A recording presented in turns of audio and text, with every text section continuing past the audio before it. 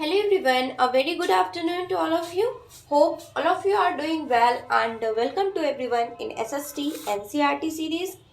जैसा कि आप सभी को पता है कि हम क्लास 6 टू क्लास 8 तक का सीटेट पेपर 2 एसएसटी का सिलेबस कंप्लीट कर रहे हैं, ठीक है।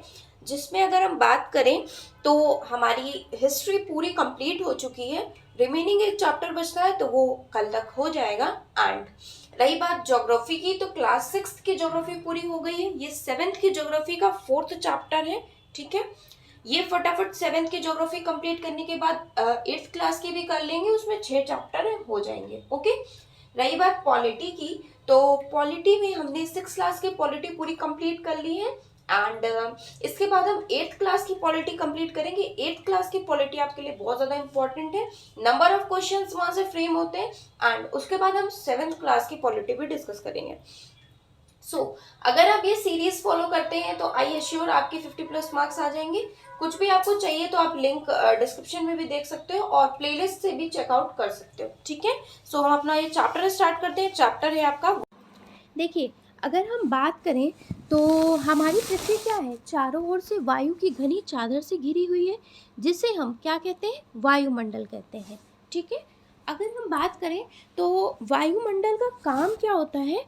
वायुमंडल का काम ये होता है कि जो पृथ्वी के तापमान को ये कंट्रोल करती है, ठीक है। या हम बोल सकते हैं कि पृथ्वी के तापमान को रहने योग्य बनाती है, जिससे कि सभी जीव जंतु या फिर मानव सभी यहाँ पे आराम से रह सकें। हम क्या करते हैं कि हम जितने भी जीव जंतु हैं ये टोटली डिपेंडेंट है वायुमंडल पे, ठीक है। क्योंकि वायुमंडल क्या करती है, हमें वायु प्रदान करती है और सूर्य से आने वाले जो हार्मफुल रेस हैं उनसे भी हमारी रक्षा करती है, ठीक है। और अगर हम बात करें वायुमंडल के विषय में, तो वायुमंडल को हम सुरक्षा की चादर भी बोल सकते हैं, ठीक है। ये चादर क्या करती है कि उतनी गर्मी को एब्जॉर्ब करती है जितनी हमें ज़रूरत है, ठीक है। अगर ज़्यादा एब्जॉर्ब कर लेगी तो ये होगा कि हम दिन के समय जल भी सकते हैं, ठीक है। और अगर कम है, मतलब जितनी हमें आवश्यकता है, जितनी नीड है उससे कम है, तो क्या होगा, रात के समय ठंड से हम जम के बर्फ भी बन सकते हैं। ये तो कुछ है वायुमंडल के बारे में। तो ये इन्होंने मैंने अपनी भाषा में बता दिया, वही कुछ यहाँ पे इसमें लिखा हुआ है, ठीक है। नेक्स्ट अगर हम बात करें तो यहाँ पे CO2 के बारे में इंफॉर्मेशन दे रखी है, वो बहुत ज़्यादा इंपॉर्टेंट है। देखिए, आप सभी को पता है कि देखिए अगर हम बात करें CO2 की, तो CO2 का मुख्य कारण क्या होता है, मेन काम क्या होता है। तो जब सूर्य का प्रकाश क्या होता है पृथ्वी पर आता है, सूर्य की लाइट्स आती हैं, वेव्स आती हैं पृथ्वी पर आकर, जब वो रिफ्लेक्ट होती हैं तो उसमें CO2 का काम ये होता है कि उसमें उतनी मात्रा को या फिर उतनी मात्रा को वो रोकता है जितनी की हमें आवश्यकता है, ठीक है। और अगर मान लीजिए CO2 नहीं है वायुमंडल में, तो क्या होगा, सारी गर्मी आकर रिफ्लेक्ट हो जाएगी, जिससे क्या होगा, जिसका रिजल्ट या फिर आउटपुट क्या होगा कि पृथ्वी गर्म हो ही नहीं पाएगी। जब सारी वेव्स आ रही हैं यहाँ से सूर्य से आकर तुरंत रिफ्लेक्ट होती जा रही हैं, एक कुछ भी बच नहीं रही है, तो क्या होगा, पृथ्वी गर्म नहीं हो पाएगी। जब गर्म नहीं हो पाएगी तो हम उस पर रह नहीं सकते, मतलब बर्फ हो जाएगा, ठंडा हो जाएगा, है ना। ये वाली सिचुएशन आ जाएगी। तो CO2 का काम ये हुआ। अब देखिए बढ़ना भी CO2 का अच्छी बात नहीं है। तो देखिए अगर CO2 बढ़ता है तो ये भी परेशानी का विषय है। एक हमें संतुलित चाहिए, किसी भी चीज़ को हम ज़्यादा या कम एब्जॉर्ब नहीं कर सकते, एक संतुलित मात्रा में करेंगे तभी हमारे लिए वो यूज़फुल या बेनिफिशियल होगा, ठीक है। देखिए अगर CO2 हमारा बढ़ता है तो परेशानी कैसे होगी। अब ये बढ़ेगा जैसे कार के धुएँ से, कारखाने चिमनियों से निकलता है जो पॉल्यूशन, उससे इन सब से हमारा क्या होता है, CO2 बढ़ जाता है, CO2 लेवल हमारा बढ़ जाता है, ठीक है। तो इससे ये होता है कि मान लीजिए सूर्य की अधिक किरणों को ये रोक लेगा। अगर हमारे सूर्य की अधिक किरणों को रोक लेगा तो उससे क्या होगा, जब ज़्यादा किरणों को रोक लेगा, अभी हमने डिस्कस किया था, अगर ज़्यादा किरणों को रोक लेगा तो उससे क्या होगा, गर्मी हो जाएगी ज़्यादा, है ना। गर्मी हो जाएगा मतलब क्या होगा, भूमंडलीय तापन जो होगा वो बढ़ जाएगा, है ना। जब वो बढ़ जाएगा तो क्या होगा, उसका रिजल्ट या फिर आउटपुट क्या होगा कि जो हमारे ध्रुवीय क्षेत्र हैं, यानी कि पोल्स वाले जो एरियाज हैं, उस पे क्या होगा, पोल्स वाले एरियाज पे आपका ठंड हो जाएगा, है ना? मतलब पोल्स वाले एरियाज़ पे जब गर्मी ज़्यादा होगी तो पोल्स वाले एरियाज़ पे जहाँ बर्फ़ रहती है ना? वो पिघलने लगेगी, वो रेस की वजह से, गर्मी की वजह से। जब ये पिघलेगी तो इसका रिज़ल्ट क्या होगा कि जो आपका वाटर लेवल है ना? वो बढ़ जाएगा, वाटर लेवल बढ़ जाएगा। अब जब वाटर लेवल बढ़ेगा तो उसका रिज़ल्ट ये होगा कि जो तटीय क्षेत्र हैं आपके ना, वहाँ पे बाढ़ आने की संभावना है या फिर बाढ़ आ जाएगी, ठीक है? तो इसका बढ़ना भी हमारे लिए यूज़फुल या बेनिफिशियल नहीं है, एक हमें संतुलित मात्रा में ही CO2 चाहिए। इतना हम डिस्कस कर चुके हैं, ठीक है? यही लिखा है इसमें और मेन रीज़न हमारा ग्लोबल वार्मिंग का CO2 ही है, यही कुछ इसमें लिखा हुआ है, ठीक है? अब पूरा इसको पढ़ने की ज़रूरत नहीं है। वायुमंडल का संगठन, वायुमंडल का संगठन आप सभी को पता है कि इसमें टोटल अगर आपसे पूछे सबसे ज़्यादा किसकी मात्रा है वायुमंडल में, तो नाइट्रोजन की 78%, उसके बाद ऑक्सीजन की है 21%, उसके बाद अदर गैसेज़ हैं जैसे कि ऑर्गन है, कार्बन डाइऑक्साइड की 0.03 है, ऑर्गन की 0.93 है और अन्य सभी अदर गैसेस की 0.04 है, ठीक है? ये इसमें इतनी ये गैसेस हैं। अब अगर हम बात करें तो देखिए नाइट्रोजन भी सबसे ज़्यादा पाई जाती है, आपसे पूछा जाए तो आप बताएँगे नाइट्रोजन सबसे ज़्यादा पाई जाती। नाइट्रोजन पेड़-पौधों के लिए भी बहुत ज़्यादा यूज़फुल है या फिर बेनिफिशियल है, ठीक है? अगर हम बात करें, हम साँस लेते हैं तो फेफड़ों में कुछ ऐसा नहीं है सारा ऑक्सीजन ही, कुछ नाइट्रोजन भी हमारे हम एब्ज़ॉर्ब कर लेते हैं, साँस के साथ हम नाइट्रोजन भी ले लेते हैं और फिर उसे बाहर निकाल देते हैं। परंतु पेड़-पौधे जो होते हैं अपने जीवन के लिए उनको अपने डेवलपमेंट के लिए, अपनी ग्रोथ के लिए पेड़-पौधों को, प्लांट्स को क्या होता है नाइट्रोजन की आवश्यकता होती है। वो सीधे वायुमंडल मतलब सीधे मतलब एटमॉस्फेयर से नाइट्रोजन तो नहीं ले पाते, बट वो क्या करते हैं मृदा के द्वारा, है ना?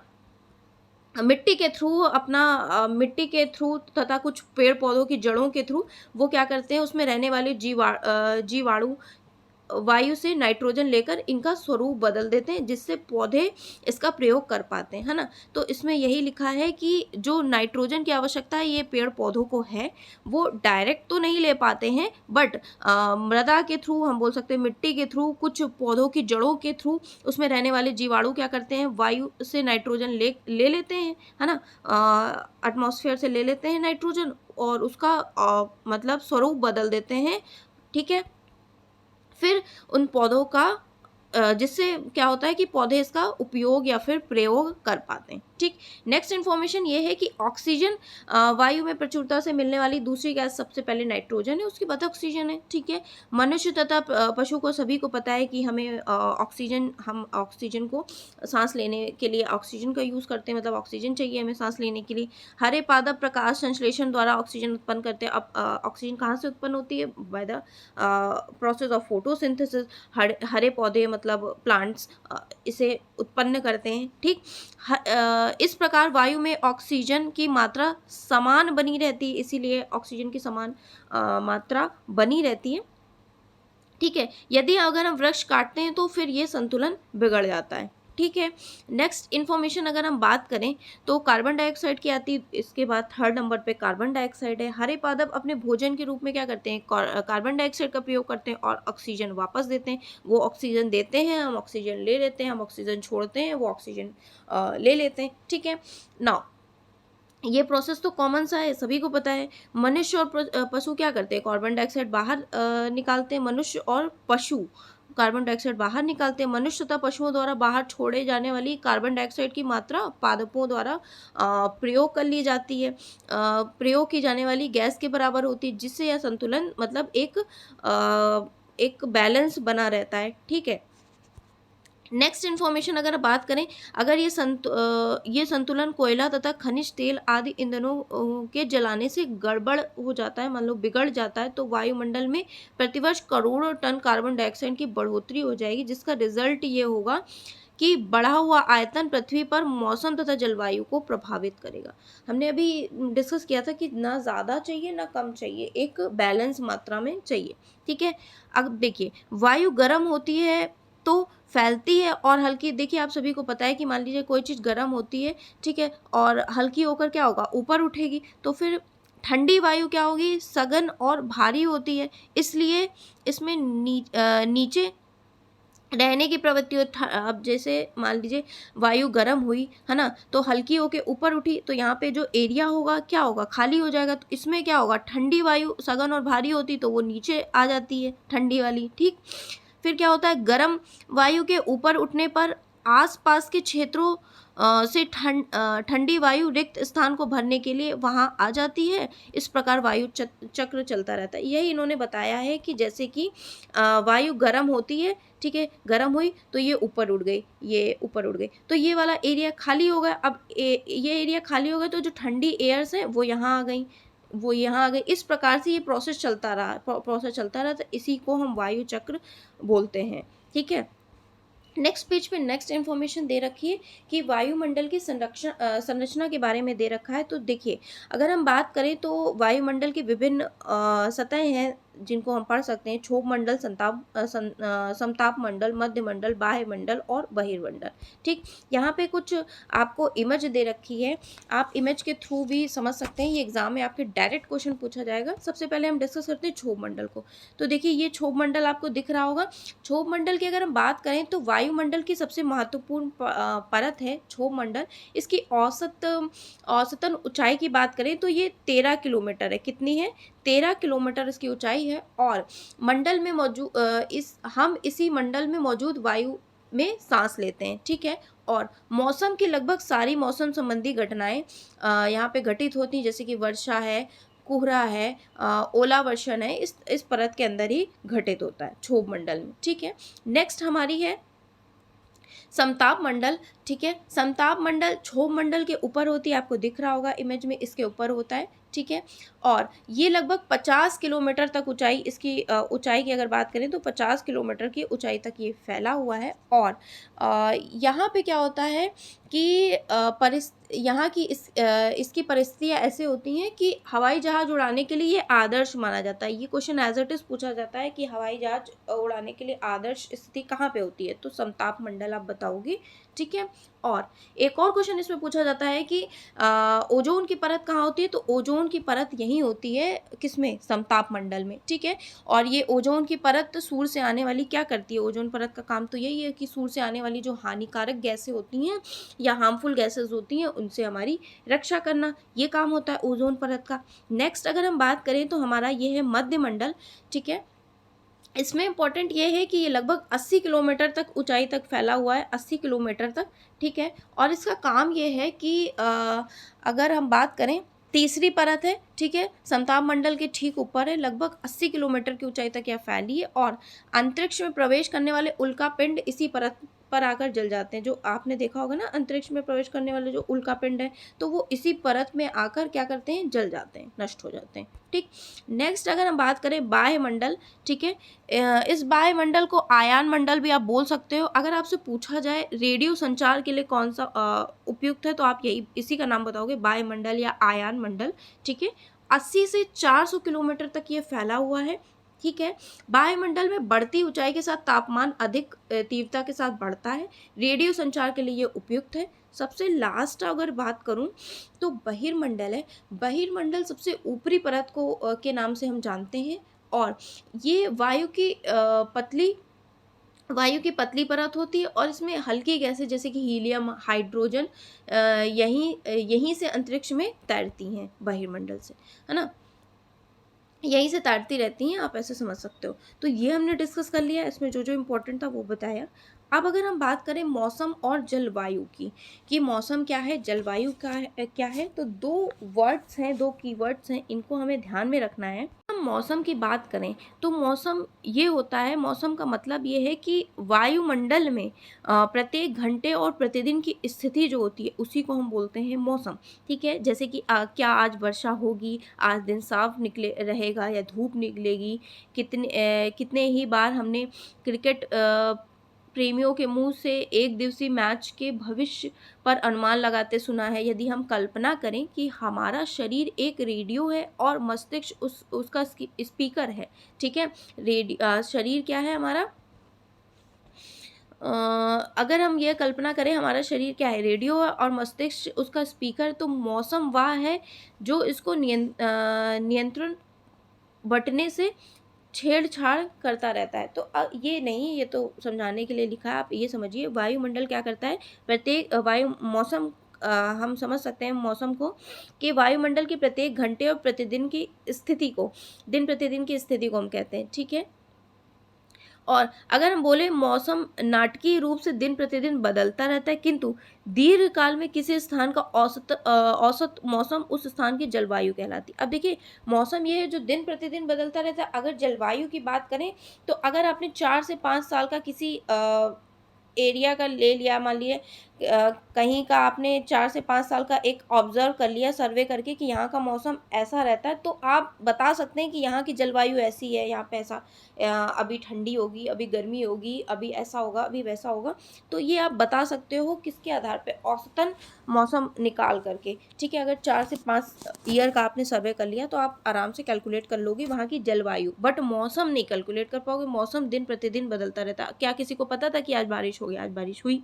क्या पता है कि कल धूप निकलेगी? नहीं पता। लेकिन हाँ, एक औसतन मौसम पता है हमें कि हाँ जनवरी में अभी बारिश भी होगी, उसके बाद क्या मकर संक्रांति खिचड़ी के बाद क्या होगा कि दिन खुलने लगेंगे, दिन बढ़ने लगेंगे, है ना, धूप निकलने लगेगी। इस तरह से जलवायु हमें पता है ना, पिछले साल पिछले 4-5-6 साल या 10 सालों से हम देख रहे हैं ऐसा होता आ रहा है, तो ऐसा होगा। जलवायु हम एक एस्टिमेट लगा सकते हैं, मौसम नहीं लगा सकते, ठीक है।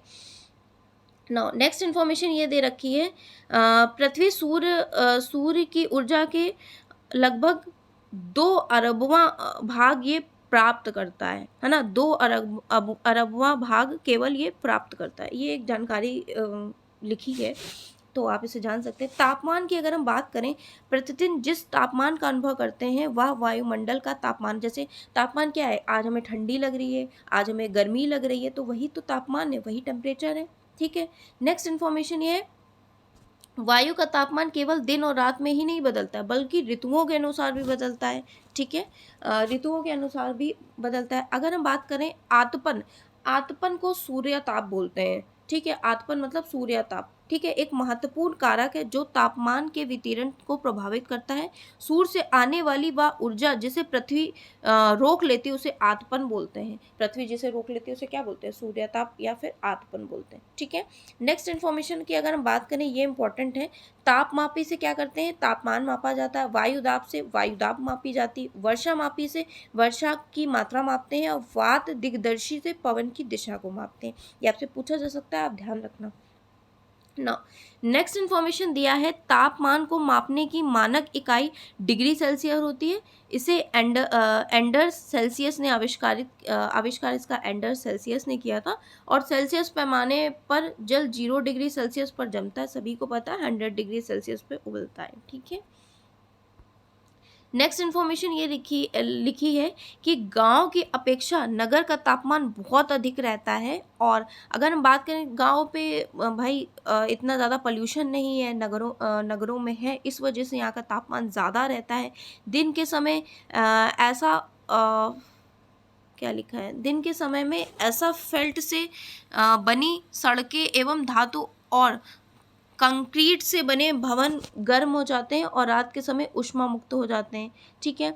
और नगर में भीड़ भाड़ वाले ऊंचे भवन गर्म वायु को रोक लेते हैं, जिससे नगर का तापमान बढ़ जाता है, ठीक है। नेक्स्ट इन्फॉर्मेशन की अगर हम बात करें, वायु प्रेशर क्या है, एयर प्रेशर क्या है, तो देखिए हमारे शरीर पर उच्च दाब के साथ जब बल लगता है ना, तो उसे हम बोलते हैं, किंतु हम इसका मतलब वायु क्या करती है, हमारे शरीर पर उच्च दाब के साथ बल लगाती, बट हम इसका अनुभव नहीं कर पाते।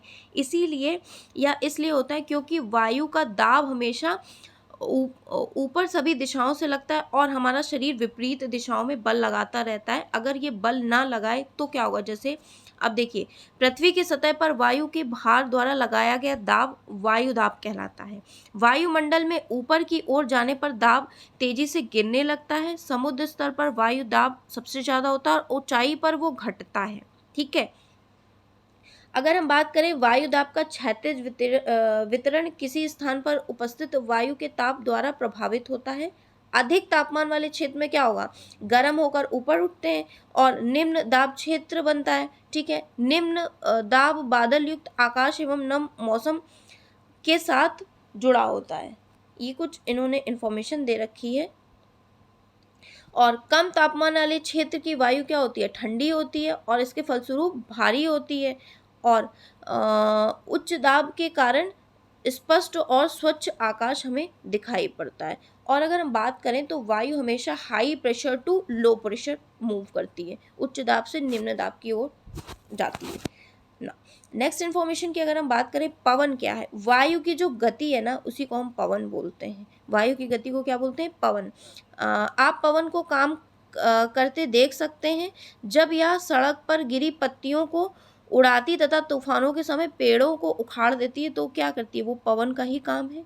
ठीक है, कभी कभी पवन धीरे बहती है तो आप इससे महीन धूल या धुएं को उड़ाते देख सकते हैं। कभी कभी पवन तेजी से बहती है तो इसके विपरीत दिशा में चलना कठिन होता है ना, क्योंकि आप विपरीत दिशा में नहीं चल सकते हो पवन के। ठीक है, उस दिशा में तो ठीक है, क्योंकि उसी के डायरेक्शन के साथ आप मूव हो सकते हो, विपरीत दिशा में नहीं जा पाओगे। ठीक है ना। नेक्स्ट इन्फॉर्मेशन अगर बात करें, पवन को 3 प्रकार में विभाजित किया था। ये 3 प्रकार इंपॉर्टेंट है, स्थानीय पवने, मौसमी पवने और स्थायी पवने, मौसमी पवने और स्थानीय पवने। तो देखिए, स्थायी पवने कौन सी होती हैं, जो व्यापारिक पश्चिमी एवं पूर्वी पवने हमारी क्या होती है, स्थायी पवने होते हैं।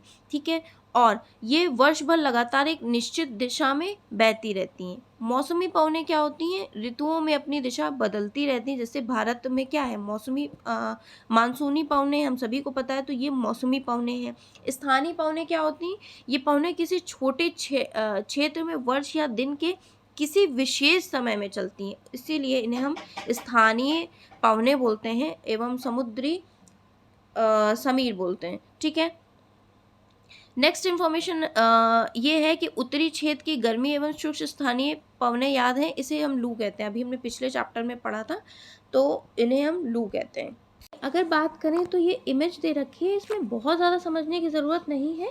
ये इमेज है वायुदाब पेटियों की, जिसमें दिखाया गया है कि high pressure to low pressure कैसे पवनें गई हैं या फिर एयर गई है। ठीक है, एक और इन्फॉर्मेशन ये है कि पश्चिम की तरफ गई हैं तो उन्हें पछुआ पवन बोल दिया, है ना। और इसी तरह से इन्होंने नाम दे रखा है, बहुत ज़्यादा इसमें ज़्यादा नहीं समझने की ज़रूरत है कि high pressure to low pressure, वही कुछ इन्होंने पवन की दिशाएं बताई हैं, ये आपसे पूछा नहीं जाएगा। ठीक है नाउ, अगर हम बात करें कि नेक्स्ट इन्फॉर्मेशन की, चक्रवात प्राकृतिक आवेश। देखिए, भारत के पूर्वी समुद्री तट पर स्थित उड़ीसा में बंगाल की खाड़ी में उठने वाले चक्रवात का खतरा बना रहता है। ठीक है, यहाँ पे क्या हुआ था, 260 किलोमीटर प्रति घंटे के वेग से चलने वाली पवन 36 घंटे से ज़्यादा लगातार तक चलती रही थी। तो ये चक्रवात के बारे में बताया था। 17 से 18 अक्टूबर को आया था। 1999 को राज्य के 5 जिलों में ये चक्रवात आया था। उड़ीसा के बंगाल की खाड़ी का बताया गया है। ठीक है, तो आप इतना जान लीजिए इसके बारे में। ना, आर्द्रता की बात करें तो देखिए, आर्द्रता को थोड़ा सा हम देख लेते हैं।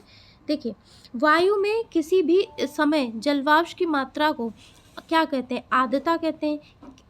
ओके, देखिए, ये है आर्द्रता। इसको हम ऐसे भी समझ सकते हैं कि वायु में, एयर में क्या होता है, हर समय कुछ ना कुछ जलवाष्प जरूर होता है। ठीक है, ये ज़रूर हो सकता है कि कभी कम हो कभी ज़्यादा हो, मगर जलवाष्प कुछ ना कुछ अमाउंट में ज़रूर होगा। ठीक है, अगर वायु में गर्मी ज़्यादा है तो क्या होगा, जलवाष्प भी ज़्यादा होगा। ठीक है, और अगर कम है वायु में गर्मी तो जलवाष्प भी कम होगा। जब गर्मी ज़्यादा है वायु में और तो जलवाष्प ज़्यादा है, तो वही वाला क्षेत्र क्या कहलाता है, आर्द्र क्षेत्र या फिर आर्द्रता वही होती है। ठीक, तो वही यहाँ पे लिखा हुआ है, वायु में किसी भी समय जलवाष्प की मात्रा को क्या बोलते हैं, आर्द्रता बोलते हैं।